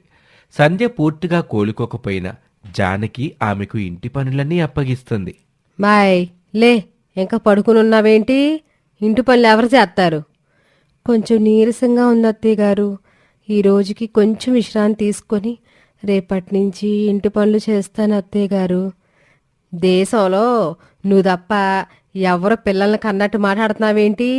నువ్విట్ట పడుకొనుంటే ఇంటి పనులు ఎవరు చేస్తారు? ఆడపిల్ల కన్నా నిన్ను కూర్చోబెట్టి సేవలు చెయ్యాలా? త్వరగా వెళ్ళి ఆంటులతో వంట చెయ్యి. సంధ్య కష్టంగానే లేచి వంటింట్లోకి వెళ్తుంది. జానకి కూర్చొని టీ తాగుతూ ఉంటుంది. కాని కోడలికి సహాయం చెయ్యాలన్న ఆలోచన కూడా రాదు. సంధ్య కన్నీళ్లు పెట్టుకుంటూ ఇంటి పనులు చేస్తుంది. సూర్య మనసు పాడు చేయటం ఇష్టం లేక సంధ్య ఈ విషయాలేమీ అతనికి చెప్పదు. ఇలా మరో ఏడాది గడుస్తుంది. రోజులాగానే లేట్గా ఆఫీస్ నుంచి ఇంటికొచ్చిన సూర్యతో, రోజు ఈ టైం వరకు ఆఫీసులో పనిచేస్తే మీ ఆరోగ్యం ఏం కావాలండి? కొంచెం మీ ఆరోగ్యం గురించి కూడా ఆలోచించండి. ఓవర్ టైం చేయకపోతే మన ఇల్లెలా గడుస్తుంది సంధ్య? అయినా ఇంకొన్ని రోజుల్లో కిరణ్ చదువు పూర్తవుతుంది. వాడు ఉద్యోగంలో చేరిన తర్వాత నా మీద భారం తగ్గిపోతుంది అని సంధ్యకు నచ్చ చెప్తాడు. సూర్య ఆశించినట్లుగానే కిరణ్ మంచి మార్కులతో బీటెక్ పూర్తి చేస్తాడు. ఇంటికి వెళ్ళిన కిరణ్ తన అన్నయ్యతో, అన్నయ్య, నాకు క్యాంపస్ ఇంటర్వ్యూలో ఉద్యోగం వచ్చింది. నెలకి 35,000 జీతం. చాలా మంచిదిరా. ఉద్యోగంలో ఎప్పుడు చేరాలి? అది అన్నయ్య, నాకు ఈ ఉద్యోగం చేయాలని లేదు. నేను ఎంటెక్ చేయాలనుకుంటున్నాను. ఎంటెక్ చేస్తే ఇంకా మంచి ఉద్యోగం వస్తుందని నీకు తెలిసిందే కదన్నయ్య. తన తమ్ముడు ఉద్యోగంలో చేరితే తన మీద భారం తగ్గుతుంది అనుకున్న సూర్య నిరాశపడతాడు. కాని పై చదువులు చదివితే కిరణ్ భవిష్యత్తు బావుంటుందని. నువ్వు చెప్పేది నిజమే కిరణ్. ఎంటెక్ చేస్తే నీకింతకంటే మంచి ఉద్యోగం వస్తుంది. ఎక్కడ జాయిన్ అవ్వాలనుకుంటున్నావు? నా చదువు కోసం నువ్వు తీసుకున్న లోన్ తీర్చడానికి ఇప్పటికే నువ్వు చాలా ఇబ్బంది పడుతున్నావని నాకు తెలుసన్నయ్య. ఇప్పుడు మరొక 2 సంవత్సరాలు ఇంటి భారం మొత్తం నీ మీదే వేస్తున్నాను. నన్ను క్షమించన్నయ్యా. ఊరుకోర కిరణ్. మనం ఏదైనా గొప్ప పని చేస్తున్నప్పుడు దానివల్ల జరిగే మంచిని మాత్రమే మనసులో పెట్టుకోవాలి తప్ప ఇలాంటి చిన్న చిన్న ఇబ్బందులకి లొంగకూడదు. నువ్వు ఇలాంటి ఆలోచనలు పెట్టుకోకుండా పూర్తిగా చదువు మీద శ్రద్ధ పెట్టు అని కిరణ్ని ప్రోత్సహించి ఎంటెక్లో చేరుస్తాడు. సూర్య మళ్లీ ఓవర్ టైం చేస్తూ కష్టపడతాడు. ఇలా 2 ఏళ్లు గడుస్తాయి. సంధ్య మళ్లీ ఆడబిడ్డకు జన్మనిస్తుంది. జానకి ఒకరోజు తన ఇంటికొచ్చిన మహిళతో, నువ్వు చాలా అదృష్టవంతురాలు నిర్మల. నీకు మనవణ్ణిచ్చే కోడలు దొరికింది. నా కోడలో ఉంది. 2 అమ్మాయిలుగా ఉంది. అది గొడ్రాలైనా బాగుండేది. మా కుటుంబం మీద ఆడపిల్లల భారం ఉండేది కాదు. ఇలా కావాలని సంధ్య వినేలా చాలా కర్కశంగా మాట్లాడుతుంది. జానకి మాటలకు లోపల ఉన్న సంధ్య కంటతడి పెట్టుకుంటుంది. ఇక కిరణ్ ఎంటెక్ పూర్తి చేసి 80,000 జీతానికి ఒక మంచి ఉద్యోగాన్ని తెచ్చుకుంటాడు. కిరణ్ తన తల్లి జానకమ్మతో, అమ్మా, నేనితో ఒక ముఖ్యమైన విషయం చెప్పాలి. ఏంట్రా కిరణం? నేను నా క్లాస్మేట్ మౌనిక అనే అమ్మాయిని ప్రేమిస్తున్నానమ్మా. తనకు కూడా నేనంటే చాలా ఇష్టం. మేమిద్దరం పెళ్లి చేసుకోవాలనుకుంటున్నాం. డబ్బున్న అమ్మాయా లేదా నీ వదినలాగా పేదమ్మాయా? పేదమ్మాయి అయితే ఆ కాలేజీలో ఎలా చదువుతుందమ్మా? వాళ్ళకి చాలా ఆస్తులున్నాయి. పోనీలే, నువ్వు మీ అన్నయ్యలాగా పేదమ్మాయిని ప్రేమించి పిచ్చి పని చేయలేదు. అమ్మా, నాన్నతో నువ్వే ఈ విషయం గురించి చెప్పాలి. అదంతా నేను చూసుకుంటాను లేరా. అమ్మాయికి చాలా ఆస్తులు ఉన్నాయంటున్నావుగా, ఇక ఆ అమ్మాయితో నీ పెళ్లి జరిగినట్టే. ఇక 2 కుటుంబాలు అంగీకరించటంతో వారి వివాహం జరిపిస్తారు. మౌనికను తన అత్తింట్లో విడిచిపెట్టడానికి వచ్చిన తన తల్లి వసుంధర జానకితో, మా అమ్మాయిని చిన్నప్పటి నుండి చాలా అపురూపంగా చూసుకున్నామండి. అత్తింట్లో మీరు కూడా అలాగే చూసుకుంటారు అనుకుంటున్నాం. ప్రియాంకనే నా కన్న కూతుర్లా చూసుకుంటానండి. తన గురించి మీరు ఆందోళన పడకండి వదిన గారు. మీ సంగతి సరే, మీ పెద్ద కోడలు పేదింటమ్మాయని నాకు తెలిసింది. మేం పెట్టే కట్న కానుకలతో మా అమ్మాయి మీ ఇంట్లో కూడా చాలా సౌకర్యంగా ఉంటుంది. కానీ మీ పెద్ద కోడలు నా కూతుర్ని చూసి ఖచ్చితంగా అసూయపడుతుంది. ఆ అసూయతో లేనిపోనివన్నీ కల్పించి నా కూతురుతో గొడవలు పెట్టుకోవచ్చు. అలాంటి పేదవాళ్ళు ఎలా ఆలోచిస్తారో నాకు బాగా తెలుసు. నాకు కూడా అట్లాంటి పేదళ్ళంటే ఇష్టం ఉండదండి. నా కొడుకు పట్టడం వల్ల వాడికి ఆ అమ్మాయితో పెళ్లి చేయక తప్పలేదు. నేను దాన్ని కోడలుగా కూడా చూడను. ఓ మాటలో చెప్పాలంటే అది మా ఇంటికి జీతం లేని పని మనిషి. అది నా కోడలతో గొడవ పడితే నేను చూస్తా ఊరుకుంటాను అనుకుంటున్నారా? మీ అమ్మాయి ఇక్కడ మహారాణిలో బతుకుద్ది. మీరు నిశ్చింతగా ఉండడు వదిన గారు అని వసుంధరకు ధైర్యం చెప్తుంది. కిరణ్ పక్కనే ఉన్న టౌన్లో ఉద్యోగం చేస్తున్నాడు. అతని భార్య మౌనిక, జానకి కలిసి ఇంటి పనులన్నీ సంధ్య మీదే వేస్తారు. వాళ్ళిద్దరూ పగలంతా టీవీ చూస్తూ సరదాగా సమయం గడుపుతారు. ఒకరోజు మౌనిక సంధ్య దగ్గరికి వెళ్ళి, అక్క, ఈ చీర నగలు నాకెలాగున్నాయి? చాలా బాగున్నాయి మౌనిక. నువ్వు ఊర్లో ఎవరి ఫంక్షన్కైనా వెళ్ళాలంటే నాతో చెప్పు. నేను వాడిన పాత చీరల్లో ఏదో ఒకటి నీకిస్తాను.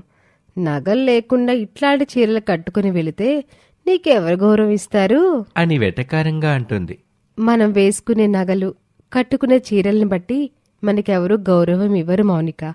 మన మాటలు, మన నడవడికిని బట్టే మనకి గౌరవం ఇస్తారు. నా దగ్గరున్న చీరలు నాకు సరిపోతేలే మౌనిక అని సమాధానమిస్తుంది. మౌనిక తన మనసులో, దీని దగ్గర డబ్బు లేకపోయినా తల పొగరికేం తక్కువ లేదు. ఇలా సంధ్య ఆత్మాభిమానానికి మౌనిక తలపొగరు అని పేరు పెడుతుంది. ఒకసారి ఇంటి నెల ఖర్చులకి సూర్య కంటే కిరణ్ ఎక్కువ డబ్బు ఇవ్వటం మౌనిక చూస్తుంది. కిరణ్ గదిలోకొచ్చిన తర్వాత, కిరణ్, ఇంటి ఖర్చులకి మీ అన్నయ్య కంటే నువ్వెక్కువ డబ్బులు ఎందుకు ఇస్తున్నావు? నేనిస్తుంది మన కుటుంబానికే కదా మౌనిక.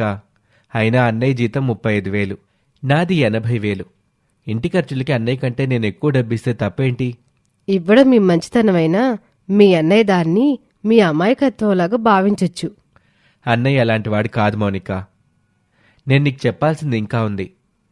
మా అన్నయ్య ఇంజనీరింగ్ పూర్తి చేసిన తర్వాత ఎంటెక్ చేయాలనుకున్నాడు. నాన్న కూడా ఒప్పుకున్నారు.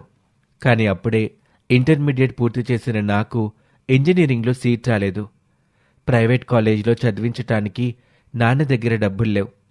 అప్పుడు మా అన్నయ్య తన చదువు నాపేసి ఉద్యోగంలో చేరాడు. నా చదువు కోసం తన కలని త్యాగం చేసుకున్నాడు. నేను బాగా చదువుకొని మంచిగా స్థిరపడాలని తను ఎంటెక్ చేయకుండా ఇప్పుడు 30,000 జీతానికి ఉద్యోగం చేస్తున్నాడు. ఆ రోజు మా అన్నయ్య అంత త్యాగం చేయకపోతే నేను ఈరోజు ఈ స్థాయిలో ఉండేవాణ్ణి కాదు. నీ చదువు వెనుక ఇంత కథ ఉందని నేను అనుకోలేదు కిరణ్. అందుకే నేనిప్పుడు సంపాదిస్తున్న దాంట్లో కొంత అన్నయ్య కుటుంబానికి ఇవ్వాలనుకుంటున్నాను. అన్నయ్య 2 ఆడపిల్లల్ని పెంచి పెద్ద చెయ్యాలి. ఇప్పుడు తన బాధ్యతలో నేను పాలు పంచుకోవటం నా బాధ్యత మౌనిక. అది నేను తనకిచ్చే కృతజ్ఞత. అప్పుడు మౌనిక తన మనసులో, కిరణ్ తన నిర్ణయం మీద చాలా దృఢంగా ఉన్నాడు. ఇప్పుడు నేను తన ఆలోచన మార్చుకోమని చెబితే తన దృష్టిలో నా మీద చెడు అభిప్రాయం రావచ్చు అనుకుని తెలివిగా మాట మారుస్తుంది. నువ్వు నేను అనుకున్న దానికంటే చాలా మంచివాడివి కిరణ్. మీ అన్నయ్య చేసిన త్యాగాన్ని గుర్తుపెట్టుకొని ఇప్పుడు నువ్వు ఆయనకి సహాయం చేయాలనుకోవడం గొప్ప విషయం. నీ ఆలోచన నాకు బాగా నచ్చింది. నిజంగానే ప్రియాంక? మీ అన్నయ్యకి సహాయం చేయడంలో తప్పులేదు. నువ్వు ప్రతి నెల మీ అన్నయ్య కంటే ఎక్కువ డబ్బు ఇవ్వాలనుకుంటే ఇవ్వు, నాకేమీ అభ్యంతరం లేదు. Thank you Mounika. నువ్వు నన్ను అర్థం చేసుకున్నందుకు చాలా సంతోషంగా ఉంది. మౌనిక కిరణ్ను సూర్యకు దూరం చేసే సందర్భం కోసం ఎదురుచూస్తుంది. కొన్ని నెలల తరువాత మౌనిక గర్భవతవుతుంది. ఈ విషయం తెలుసుకొని మౌనిక తల్లి వసుంధర అక్కడికి చేరుకుంటుంది. మౌనిక, కొన్ని నెలల్లో నువ్వు తల్లివి కాబోతున్నావు. ఇక్కడి నుండి నువ్వు చాలా జాగ్రత్తగా ఉండాలి. అలాగేనమ్మా, నేను ఎప్పట్లా జాగ్రత్తగానే ఉంటాను. నేను నిన్ను నీ తోడుకోడల నుండి జాగ్రత్తగా ఉండమని చెబుతున్నా. అసలే అది చాలా పేదింటమ్మాయి. నువ్వు ఇక్కడ అనుభవిస్తున్న సౌకర్యాల వలన నీ మీద ఇప్పటికే చాలా అసూయగా ఉండుంటుంది. దానికి 2 కూతుర్లే పుట్టారు. నువ్వు మగబిడ్డకి తల్లివైతే దానికి ఆ ఇంట్లో ఇప్పుడున్న విలువ కూడా ఉండదు. అందుకే అది నీ గర్భం పోయేలా చేయడానికి ప్రయత్నించవచ్చు. అందుకే నేను చాలా జాగ్రత్తగా ఉండమని చెప్తున్నాను. అర్థమైందా? అప్పుడు పక్కనే ఉన్న కిరణ్ కలగచేసుకొని, అత్తయ్య గారు, మీరేం మాట్లాడుతున్నారు? వదిన గురించి మీరింత దారుణంగా ఎలా ఆలోచించగలిగారు? తను చాలా మంచిది. పేదరికంలో మగ్గిన వాళ్ళకి లోపల చాలా అసూయ దాగుంటుంది. ఆ అసూయతో ఎంతకైనా తెగిస్తారు, దిగజారిపోతారు. వదిన గురించి అలా మాట్లాడద్దు అత్తయ్య, ప్లీజ్. వదిన మనసు చాలా స్వచ్ఛమైంది. ఇతరుల సంతోషంలో తన సంతోషం వెతుక్కునే మనిషి తను. తనెప్పుడూ ఎవరికీ హాని చెయ్యాలి అనుకోదు. నీకు మీ వదిన మీద ఉన్న నమ్మకం నాకు ఆ అమ్మాయి మీద లేదు కిరణ్. అయినా నీకు అలాంటి విషయాల గురించి అర్థం కాదు. పక్కనే ఉన్న జానకి కలగచేసుకొని, అవునరా కిరణం, ఇవి ఆడాల వ్యవహారాలు. నీకిటి గురించి తెలియదులే. మేం మాట్లాడుకుంటాం, నువ్వు కొంచెంసేపు హాల్లో కూర్చోపో అని కిరణ్ను బయటికి పంపిస్తుంది. వాళ్ళు మాట్లాడుకుంటూ ఉండగా సంధ్య స్వీట్ తయారు చేసి వారి దగ్గరికి తీసుకొస్తుంది. మౌనిక, ఈరోజు మాకు మంచి శుభవార్త చెప్పావు. నేను నీకోసం స్వీట్ తయారు చేసుకుని తీసుకొచ్చాను అని తన నోటిలో స్వీట్ పెడుతూ ఉండగా, ఆగు. మౌనిక ఇప్పుడు మా ఇంటి వారసుడిని తన కడుపులో మోతుంది. నువ్వు చేసే చెత్త చెదారం తనకు తినిపించబాక, అర్థమైందా? అని గట్టిగా అరుస్తుంది జానకి. సంధ్య బాధపడి అక్కడి నుంచి వెళ్ళిపోతుంది. చూశారు కదా, అది నా కాలి కింద చెప్పు లాంటిది. నా మాటకి ఎదురు చెప్పేంత ధైర్యం దానికి లేదు. మౌనిక తల్లే ఎంతవరకు స్వయంగా నేనే వంట చేసి పెట్టుకుంటా. సంధ్య చేతితో మౌనికకి టీ కూడా ఇప్పించను. మీరు నిశ్చింతంగా ఉండడు వదినా అని లేని ఆపద నుండి మౌనికని కాపాడుతున్నట్లుగా వసుంధరకు ధైర్యం రోజులు గడుస్తాయి. సంధ్య మౌనికకు ఎన్ని సేవలు చేసినా జానకి సంధ్యను ఏదో ఒక వంకతో తిడుతూనే ఉంటుంది. మౌనికను ప్రసవానికి హాస్పిటల్లో చేరుస్తారు. సంధ్య హాస్పిటల్లో ఉన్న వినాయకుడి విగ్రహానికి దండం పెట్టుకుంటుంది. ఇది చూసిన మౌనిక తల్లి వసుంధర, దేవుడికి ఏవని దండం పెట్టుకుంటున్నావు సంధ్య? మౌనికకి క్షేమంగా డెలివరీ అవ్వాలని దేవుణ్ణి ప్రార్థిస్తున్నాను పిన్నిగారు. నువ్వు కోరుకుంటుందేమిటో నాకు తెలుసులే. నా కూతురికి కొడుకు పుట్టకూడదని కోరుకుంటున్నావు కదూ? నేనెందుకలా కోరుకుంటానండి? నాకు తెలుసు మీలాంటి పేదవాళ్ల ఆలోచనలు ఎలా ఉంటాయో నాకు తెలుసు. నీకిద్దరూ ఆడపిల్లలే. నా కూతురు కొడుకుని కంటే నీకు కడుపు మంటగా ఉంటుంది కదా. నా కూతురికి కొడుకు పుడితేనే మీ ఇంట్లో నీకు విలువ ఉండదు. అదంతా జరగకూడదని నువ్వు నా కూతురికి కొడుకు పుట్టకూడదు అనుకుంటున్నావని నాకు తెలుసులే అని హేళనగా మాట్లాడుతుంది. ఆ మాటలు సంధ్య హృదయానికి బాణాల్లా గుచ్చుకుంటాయి. నేను పేదదాన్నే కావచ్చు, కానీ నా పక్కన ఉన్నవాళ్లు ఆనందంగా ఉంటే చూసి తట్టుకోలేనంత అల్పబుద్ధి కాదండి నాది. మిమ్మల్ని చూసి నేను అసూయపడ్డం లేదు. ప్రియాంక క్షేమంగా బిడ్డని కనాలని నేను కోరుకుంటున్నాను. నీ మనసులో ఏముందో బయటకు ఎందుకు చెప్తావు అని పక్కకు వెళ్ళిపోతుంది. సంధ్య తన మనసుని ఎవరూ అర్థం చేసుకోవటం లేదని బాధపడుతుంది. తన పేదరికం ఆమెకు శాపంగా మారిందని ఆమె కుమిలిపోతుంది. కొంచెం సేపటికి డాక్టర్ బయటకొచ్చి కిరణ్తో, మీకు అబ్బాయి పుట్టాడు. తల్లి బిడ్డ ఇద్దరు క్షేమంగా ఉన్నారు. అది విని అందరూ చాలా సంతోషిస్తారు. మౌనిక మన ఇంటికి అదృష్టం అనే ముందు నుండి చెబుతూనే ఉన్నాను కదండి. మనం ఎంతగానో ఆశపడినట్టుగా మన వంశానికి వారసుడినిచ్చింది. కిరణ్ పక్కకు వెళ్ళి సూర్యకి ఫోన్ చేసి, అన్నయ్య, గుడ్ న్యూస్, నాకు మగబిడ్డ పుట్టాడు. చాలా సంతోషం రా కిరణ్. బిడ్డ ఆరోగ్యంగా ఉన్నాడుగా? మౌనిక ఎలా ఉంది? ఇద్దరు క్షేమంగా ఉన్నారన్నయ్య. కొంచెం సేపట్లో రూమ్కి షిఫ్ట్ చేస్తామని చెప్పారు. నువ్వు వెంటనే రా అన్నయ్య.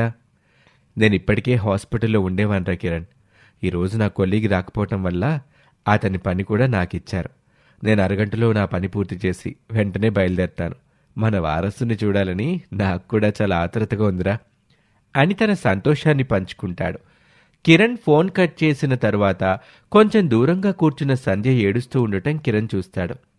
కిరణ్కు మగపిల్లాడు పుట్టాడని సంధ్యకు అప్పటికీ తెలియదు. వసుంధర అన్న మాటలు తట్టుకోలేక సంధ్య ఏడుస్తుంది.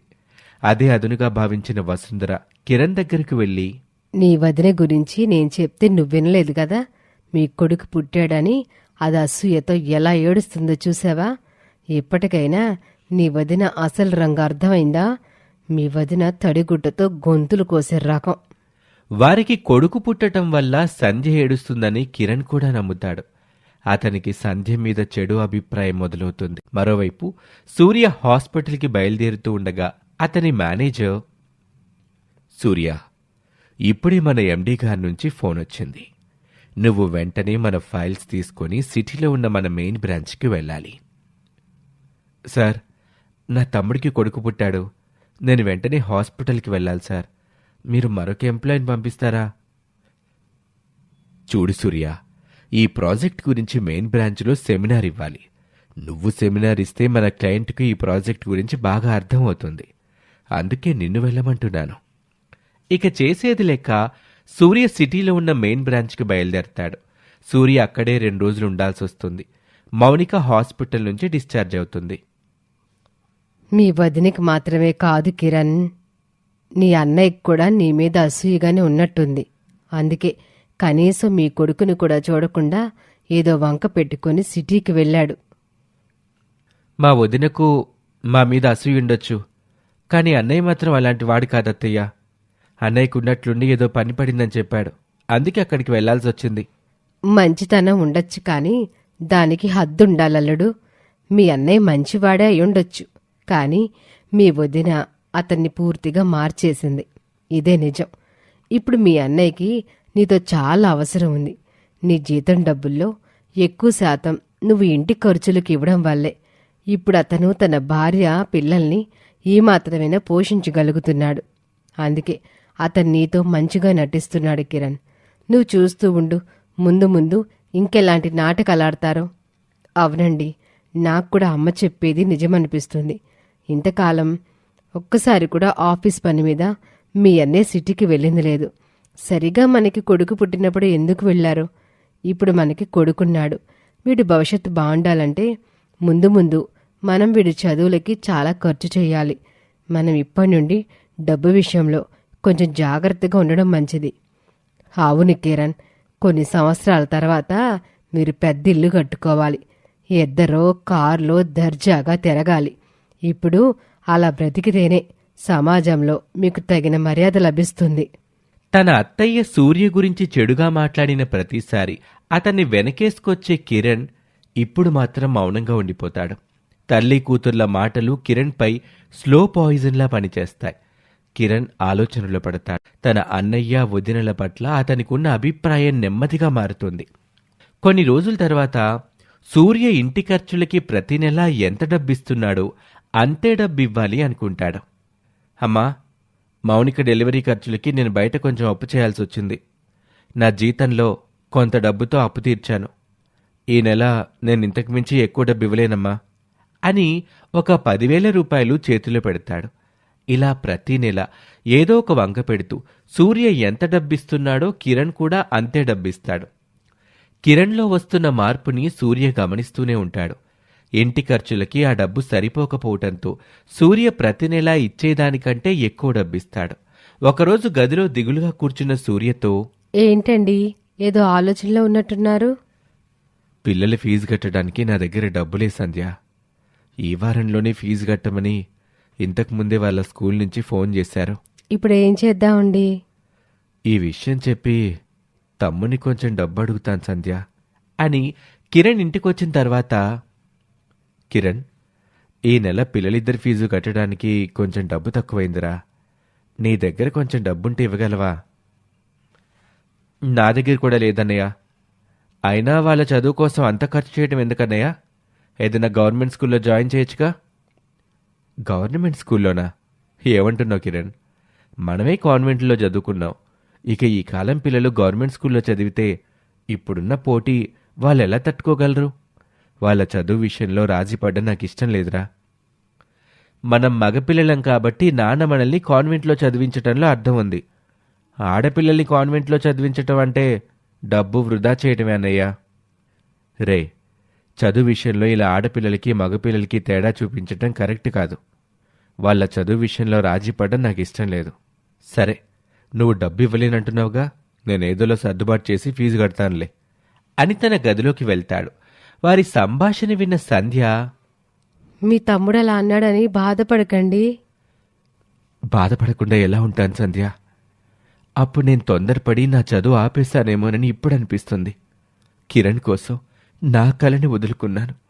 వాడు బాగా చదువుకొని మంచి స్థాయిలో ఉన్నాడు. కానీ ఇప్పుడు నా పిల్లల విషయంలో ఇంత చిన్న చూపు చూస్తాడని నేను కల్లో కూడా అనుకోలేదు. నేను చదువు ఆపకపోతే ఈరోజు నేను కూడా మంచి ఉద్యోగంలో ఉండేవానిగా. ఇప్పుడు నా తప్పుకి నా పిల్లలు ఇబ్బంది పడుతున్నారు అని బాధపడతాడు సూర్య. అలా కొన్ని రోజులు గడుస్తాయి. కిరణ్ భార్య మౌనికతో, మౌనిక, నేను సొంతంగా సాఫ్ట్వేర్ కంపెనీ పెట్టాలనుకుంటున్నాను. జాబ్ చేయడం కంటే ఇలా సొంతంగా బిజినెస్ చేయడం చాలా మంచిది కిరణ్. నీ సంపాదన కూడా బాగా పెరుగుతుంది. కానీ ఇప్పుడు నువ్వు చేస్తున్న ఉద్యోగం వదిలిపెట్టడం అయితే కరెక్ట్ కాదు.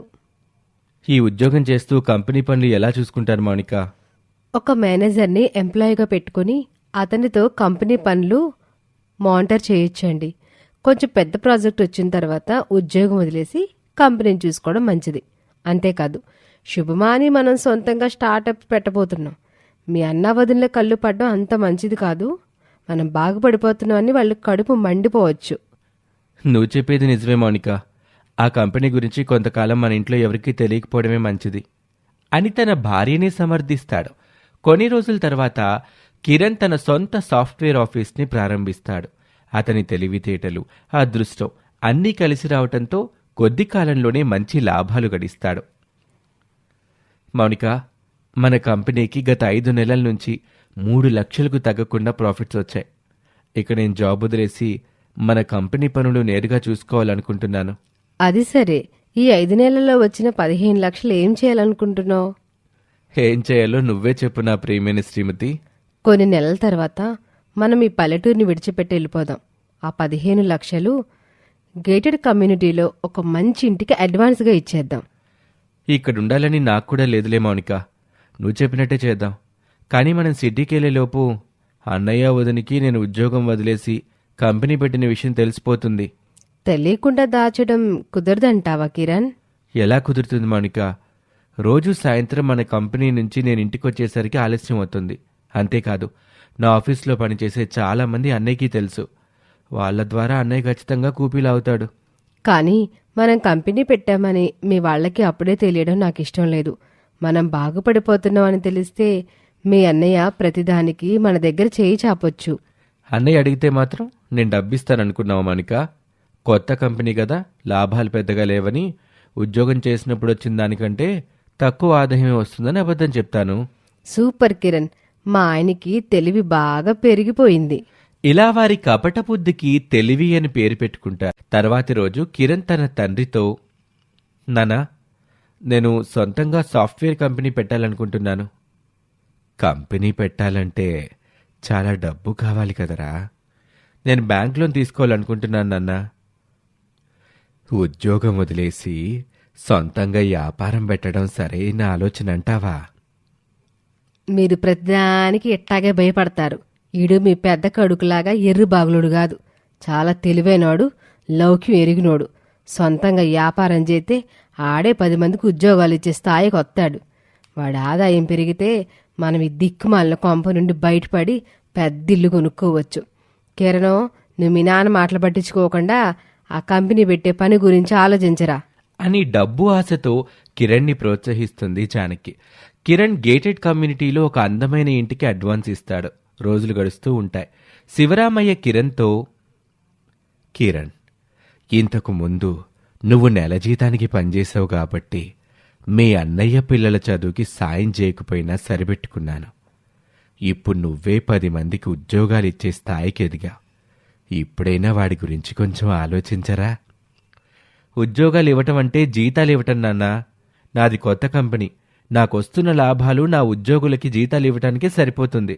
ఇప్పుడు నేనెవరికీ సాయం చేసే స్థితిలో లేను నాన్నా అని నిర్లక్ష్యంగా సమాధానం చెప్పి పక్కకు వెళ్ళిపోతాడు. కొన్ని నెలలు గడుస్తాయి. కిరణ్ కొద్ది కొద్దిగా ఆ ఇంటికి డబ్బు చెల్లించి తన సొంతం చేసుకుంటాడు. మౌనిక, మనం కోరుకున్న ఇల్లు మన సొంతమైంది. ఇక ఒక మంచి రోజు చూసుకొని మనం ఈ ఇంటి నుంచి బయటపడాలి. కానీ వీళ్ళకి అది మన సొంత ఇల్లని చెప్పొద్దు. అద్దిల్లని అబద్ధం చెప్దాం. అది మన ఇల్లని తెలిస్తే ఇన్ని రోజులు మనం వాళ్ళకి వ్యాపారంలో లాభాలు రావడం లేదని చెప్పిన మాటలు అబద్ధమని తెలిసిపోవచ్చు అని వాళ్ళిద్దరూ మాట్లాడుకుంటారు. ఒకరోజు శివరామయ్యని ఊరిలో తన చిన్ననాటి స్నేహితుడు కలుస్తాడు. నారాయణ, మొత్తానికి ఏడాది తర్వాత మన ఊరికొచ్చావు. సంతోషం. సంక్రాంతికి ఊరికి రాకుండా ఎలా ఉంటాను శివా? ఇంకేంట్రా విశేషాలు? ఏమైనా నువ్వు చాలా గొప్పోడివి శివా. నీ చిన్న కొడుకుని చాలా మంచి స్థాయికి తీసుకొచ్చావు. ఆ గొప్పతనం నాది కాదులే నారాయణ, మా పెద్దాడిది. తండ్రిగా నేను తీసుకోవాల్సిన బాధ్యత వాడు తీసుకున్నాడు. అందుకే చిన్నాడు సొంతంగా కంపెనీ పెట్టే స్థాయికి వచ్చాడు. అయితే లాభాలు రావటానికి 1 ఏడాది కాలం పడుతుందని చెప్తున్నాడు. చూద్దాం ఏమవుతుందో. ఏమంటున్నావు శివా? నీ చిన్న కొడుకు గేటెడ్ కమ్యూనిటీలో 60 లక్షలు పెట్టి ఒక పెద్ద ఇల్లు కొన్నాడు. లాభాలు రాకుండానే అంత పెద్ద ఇల్లు ఎలా కొంటాడు? ఏమంటున్నావు నారాయణ?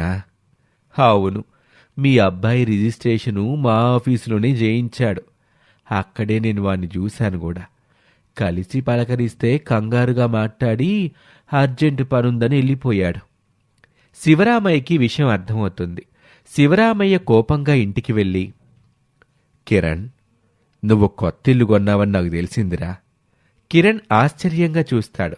అది విన్న జానకి అక్కడికొచ్చి, కిరణ్, నువ్వు ఇల్లు కొన్నావా? ఎందుకే ఇంత సంతోషపడుతున్నావు? నీ చిన్న కొడుకు దగ్గర వాడన్నయ్య పిల్లల చదువు కోసం సాయం చేయడానికి 10,000 ఉండవు గాని 60 లక్షలు పెట్టి ఇల్లు కొన్నాడు. వీడు కొంచెం కూడా కృతజ్ఞత లేనివాడు. అయినా కిరణ్ చేసిన దానిలో తప్పే ఉంది. ఆడు లౌక్యం తెలిసినాడు కాబట్టి ఆడపిల్లల చదువుకి డబ్బివ్వలేదు. నీ పెద్ద కొడుక్కి లోకం తెలీదు. అందుకే ఈ పేదింటి దాన్ని చేసుకొని ఈ ఇంటికి తీసుకొచ్చాడు. ఈ దురదృష్టవంతురాలు 2 ఆడపిల్లల్ని కంది. ఇప్పుడు వీధి బళ్ళో చదివించాల్సిన ఆడపిల్లల్ని కాన్వెంట్ ఫీజులు కడుతూ కష్టపడుతున్నాడు. వాడు బాగా సంపాదిస్తున్నాడు కాబట్టి వాణ్ణి వెనకేసుకొస్తున్నావా అని శివరామయ్య గట్టిగా అరుస్తాడు. వారి వాదన విన్న సూర్య, సంధ్య హాల్లోకొస్తారు. మీరు ఎట్టాగనుకున్నా నాకు నష్టం లేదు. ఇక్కడ ఉంటే ఈయన ఇట్టాగే మాట్లాడుతూ ఉంటారు.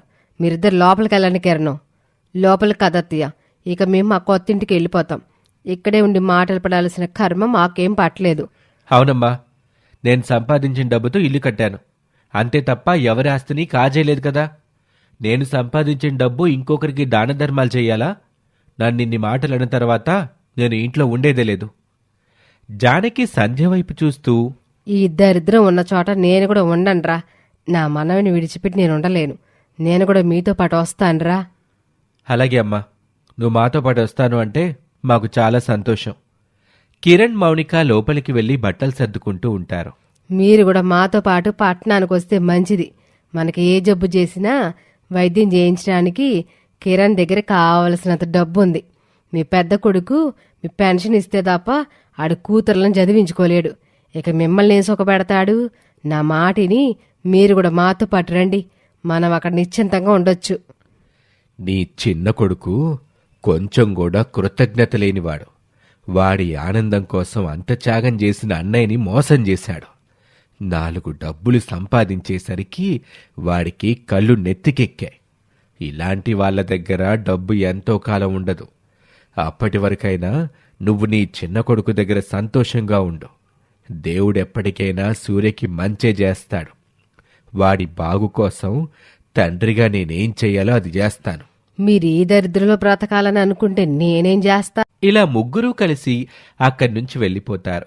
ఆ ఇల్లు చూసిన జానకి కిరణ్తో, కిరణం, ఈ ఇల్లు చాలా బాగుందిరా. నిన్ను చూస్తుంటే నాకు చాలా గర్వంగా ఉంది.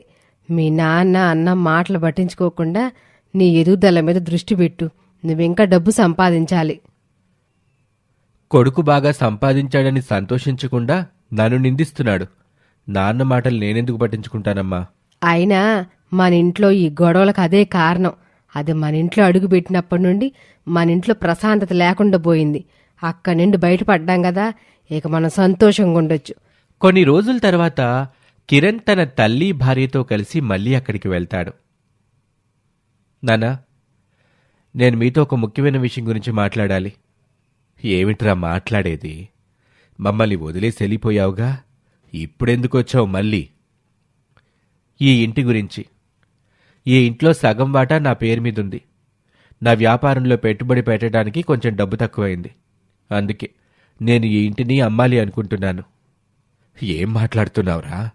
ఇది మన తాతల కాలం నాటి ఇల్లు. దీన్ని అమ్మేయటమేంటి? అయినా ఈ ఇల్లు అమ్మేసి మేమెక్కడుండాలి? ఎందుకు ఉండలేరు? మీ అబ్బాయికి సగం ఆట వత్తదుగా, అద్దె ఇంట్లో ఉండొచ్చు. కాలం మారింది. ఇప్పుడు డబ్బే ముఖ్యం. కిరణ్ ఆ డబ్బుని మంచిగా పెట్టుబడి పెడితే ఇంకా ఎక్కువ సంపాదిస్తాడు. ఈ ఇల్లు మనందరికీ ఒక జ్ఞాపకం. మనం ఎక్కడికి వెళ్ళినా మనకిదొక ఆధారంలా ఉంటుంది. అమ్మేయటం మంచిది కాదమ్మా. నీ ఉద్దేశం ఏంటో నాకు తెలుసు. నేను బాగా సంపాదిస్తున్నానని నీకు అసూయగా ఉంది. అందుకే ఈ ఇల్లు అమ్మొద్దు అంటున్నావు. నీ అసూయతో నా ఎదుగుదలని ఆపాలని చూస్తున్నావు. కిరణ్, నోరు ముయ్యరా. ఆవేశపడకండి నాన్న. కిరణ్, నీకు బాగా తెలుసు నాకు అలాంటి ఆలోచన లేవని. నువ్వు బాగుండాలని కోరుకునే మొదటి వ్యక్తి నేనేరా. అయితే ఈ ఇల్లు అమ్మటానికి ఒప్పుకో. నాన్న, ఈ ఇల్లు అమ్మటానికి నాకు అభ్యంతరం లేదన్నా. మనం ఏదైనా చిన్నిల్లు అద్దెకి తీసుకుని బ్రతుకుదాం. సూర్య తన తండ్రిని ఒప్పించి ఇంటిని వ్యాపారికి బేరం పెడతాడు. ఇల్లమ్మగా వచ్చిన డబ్బులో అన్నదమ్ములిద్దరూ చెరిసగం తీసుకుంటారు. కిరణ్, వ్యాపారంలో నిలకడ చాలా అవసరం. త్వరగా డబ్బు సంపాదించాలనే ఆశతో వ్యాపారం చేయకు. నీతో చెప్పించుకునే స్థాయిలో నేను లేను అని అక్కడి నుంచి కోపంగా వెళ్ళిపోతాడు. సూర్య తన భార్య, తండ్రితో కలిసి ఒక రేకుల షెడ్డులో అద్దెకుంటాడు. సూర్య, ఇల్లమ్మగా వచ్చిన డబ్బుతో మనము ఏదైనా వ్యాపారం చేస్తే బావుంటుందిరా. నేను ఉద్యోగం చేసి వచ్చేసరికి రాత్రి అవుతుందన్నా. ఏ వ్యాపారం పెట్టినా మీరు సంధ్య కలిసి చూసుకునే విధంగా ఉంటే బావుంటుందేమో. వారి సంభాషణ విన్న సంధ్య అక్కడికి వస్తుంది. మనం చిన్న ఫుడ్ బిజినెస్ పెడితే బాగుంటుంది మావయ్య. నువ్వు చెప్పింది బాగుందమ్మా. నువ్వు వంట అసలే చాలా బాగా చేస్తావు.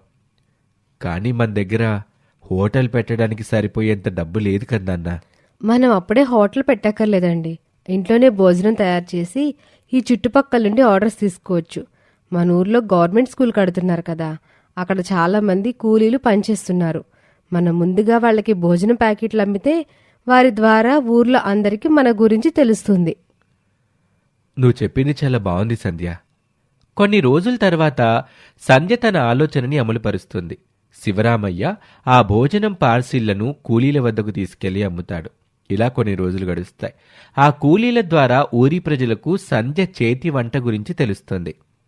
గ్రామంలోని ప్రజలు మెల్లిగా అక్కడికొచ్చి పార్సిల్స్ తీసుకోవటం మొదలు పెడతారు.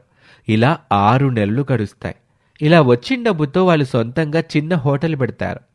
హోటల్ చాలా బాగా నడుస్తుంది. ఒకరోజు ఒక వ్యక్తి అక్కడికి వచ్చి, నా పేరు సత్యమూర్తి, మాది పక్కూరే. నేను 4 రోజుల క్రితం ఇటుగా వెళ్తూ మీ హోటల్లో భోజనం చేశాను. వంటలు చాలా రుచిగా ఉన్నాయి. ఇంకా 2 వారాల్లో మా అమ్మాయి పెళ్ళుంది.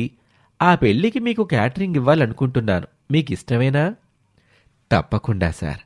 మీ అమ్మాయి పెళ్లికి మేము క్యాటరింగ్ చేస్తాం. కొన్ని రోజుల తర్వాత సంధ్య తన మావగారితో కలిసి అక్కడికి వెళ్తుంది.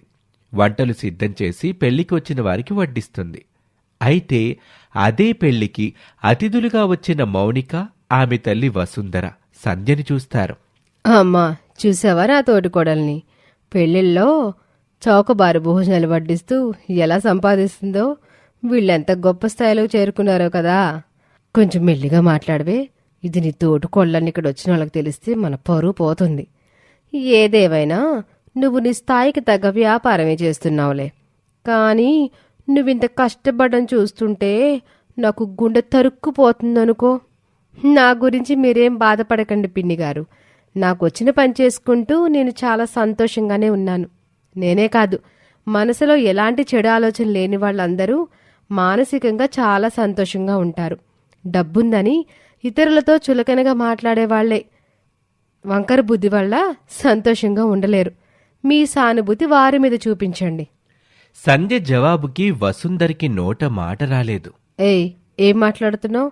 నీకు డబ్బు లేకపోయినా ఈ పొగరుకి ఏమాత్రం తక్కువ లేదు. ఇది పొగరు కాదు, ఆత్మాభిమానం. పొగరుగా మాట్లాడుతుంది మీ తల్లి కూతుళ్ళు. అదే సమయానికి సత్యమూర్తి అక్కడికి వస్తాడు. మౌనిక, మీకీ అమ్మాయి ఇంతకు ముందే తెలుసా? మీరు చాలాసేపటి నుంచి మాట్లాడుకుంటున్నట్టున్నారు. వంట చేసుకున్న అమ్మాయితో మాకెలా పరిచయం ఉంటుంది? ఈ అమ్మాయి చేసిన వంటలు బాలేదని చెప్తున్నాం అంతే. క్యాటరింగ్ గురించి మీరు మాకు చెప్పుంటే మేము సిటీ నుండి మంచి చెఫ్ని తీసుకొచ్చేవాళ్ళం కదా. ఇలాంటి వాళ్ళకి ఎందుకు ఇచ్చారు అని ఇద్దరూ పక్కకు వెళ్ళిపోతారు. చూడమ్మా, నువ్వు వాళ్ళ మాటలేమీ పట్టించుకోకు. వాళ్ళు మా దూరపు బంధువులు. వాళ్ళ నోటి నుంచి అసలు మంచి మాటే రాదు. పెళ్లికొచ్చిన అతిథులందరూ వంటలు చాలా బాగున్నాయని చెప్తున్నారు. నువ్వు మీ మావయ్య తర్వాతి బంతిలో భోజనం చేసి వెళ్ళండి అని అక్కడి నుంచి వెళ్తాడు సత్యమూర్తి.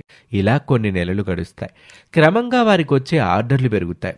వచ్చే డబ్బుతో వాళ్ళు కొద్ది కొద్దిగా అప్పులు తీరుస్తూ ఉంటారు. ఆర్థికంగా వారికి కొంత ఊరట లభిస్తుంది. మరోవైపు తన చిన్న కొడుకు దగ్గర ఉంటున్న జానకి తరచుగా అనారోగ్యం పాలవుతూ ఉంటుంది.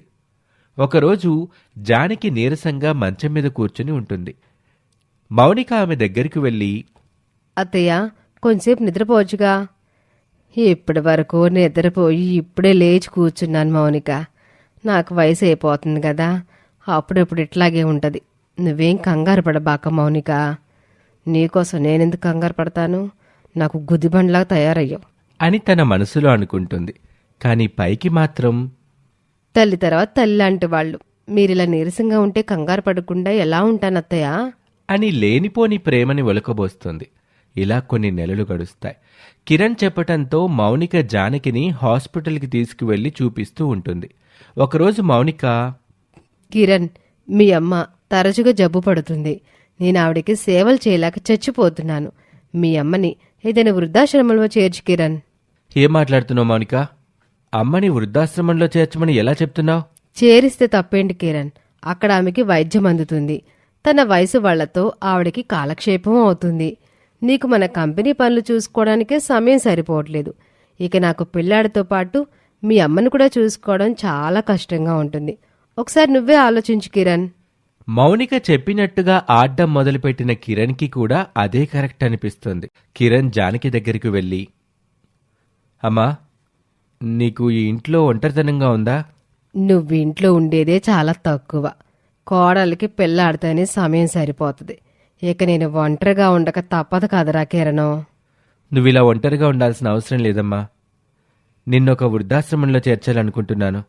అక్కడ నీ వయసు వారితో నీకు కాలక్షేపం అవుతుంది. వృద్ధాశ్రమంలో చేరుతానని ఎంత అందంగా చెబుతున్నావురా. కన్న తల్లిని వృద్ధాశ్రమంలో చేర్చాలని ఎలా అనుకున్నావురా? వృద్ధాశ్రమంలో చేర్చటం అంటే వదిలించుకోవటం కాదమ్మా. ప్రతి నెల నేను వాళ్ళకి కొంత డబ్బు ఫీజుగా కట్టాలి. అప్పుడప్పుడు మేమిద్దరం వచ్చి నిన్ను చూసి వెళ్తాం. నాకు నా తోటి వయసు వాళ్ళు వద్దు, వైద్యమూ వద్దు. నా మనవణ్ణి చూస్తూ ఎక్కడే ఉండిపోతాన్రా. అబ్బా, చెప్తుంటే వినవేంటమ్మా? పోనీ నాన్న అన్నయ్యల దగ్గరికి వెళ్ళు. అక్కడ నీ మనవరాళ్ళున్నారుగా, వాళ్ళతో ఆడుకో. వద్దనుకొని అక్కడి నుండి వచ్చేసిన తర్వాత మళ్ళీ ఏ మోహం పెట్టుకొని వాళ్ళ దగ్గరికి వెళ్ళమంటావురా? సరే, నా వల్ల మీకు అంత ఇబ్బందిగా ఉంటే వృద్ధాశ్రమానికి వెళ్తాను అని బాధగా ఒప్పుకుంటుంది. కిరణ్ జానకిని వృద్ధాశ్రమంలో చేరుస్తాడు. కిరణ్ అప్పుడప్పుడు వెళ్ళి జానకిని చూసొస్తూ ఉంటాడు. నెలలు గడిచే కొద్దీ పూర్తిగా అక్కడికి వెళ్లటమే మానేస్తాడు. మరోవైపు సంధ్య నడుపుతున్న హోటల్కి మంచి లాభాలొస్తాయి. వాళ్ళు ముగ్గురూ కలిసి హోటల్ని అభివృద్ధి చేస్తారు. ఒకరోజు సంధ్య, సూర్య, శివరామయ్యను వారి ఇంటికి తీసుకువెళ్ళి, మావయ్య, మీరు కష్టపడి కట్టించిన ఇల్లు దూరమైందని మీరెంత బాధపడుతున్నారో మాకు తెలుసు. హోటల్ నుంచి వచ్చిన డబ్బుతో మేం మన ఇంటిని మళ్ళీ మీ పేరు మీద కొన్నాం. ఇక మనం మన ఇంట్లోనే సంతోషంగా ఉండొచ్చు మావయ్య. నిజంగానా సంధ్య? మన ఇల్లు మన సొంతం అయిందా? అవునన్నా, సంధ్య వల్లే మన ఇల్లు మనకి దక్కింది. ఈ ఇల్లు మళ్ళీ మన సొంతం అవుతుందనుకోలేదమ్మా. నాకు నీ కాళ్ళ మీద పడి కృతజ్ఞత చెప్పాలనుంది. అవే మాటలు మావయ్య, జరిగిందంతా మర్చిపోండి. ఇప్పుడు మనం సంతోషంగానే ఉన్నాం కదా. పిల్లల్ని తీసుకుని ముగ్గురూ సంతోషంగా ఇంట్లోకి వెళ్తారు. ఒకరోజు సూర్య సంజయ్ తీసుకుని తన అత్తగారి దగ్గరికి వెళ్తాడు.